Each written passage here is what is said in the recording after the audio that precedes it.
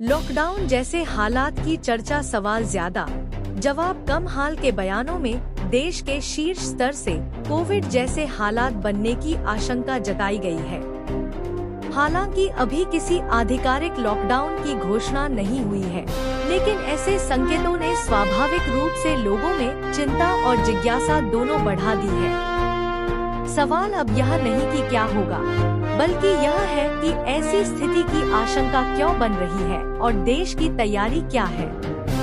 मुद्दा 1, क्या वाकई लॉकडाउन की नौबत?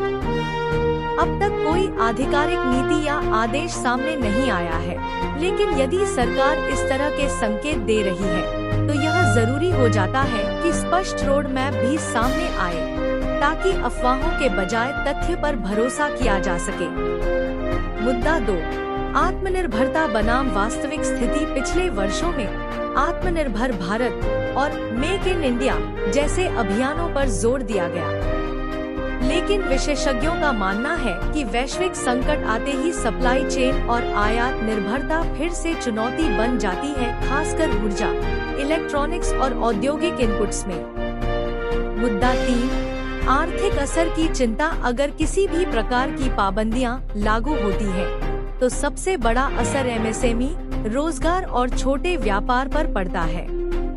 पिछली बार के अनुभव को देखते हुए इस बार सरकार की तैयारी और राहत योजनाओं पर स्पष्टता जरूरी मानी जा रही है। मुद्दा 4, नीति और जवाबदेही। गवर्नमेंट ऑफ इंडिया के सामने सबसे बड़ा सवाल यही है, क्या संभावित संकट से निपटने के लिए ठोस योजना तैयार है?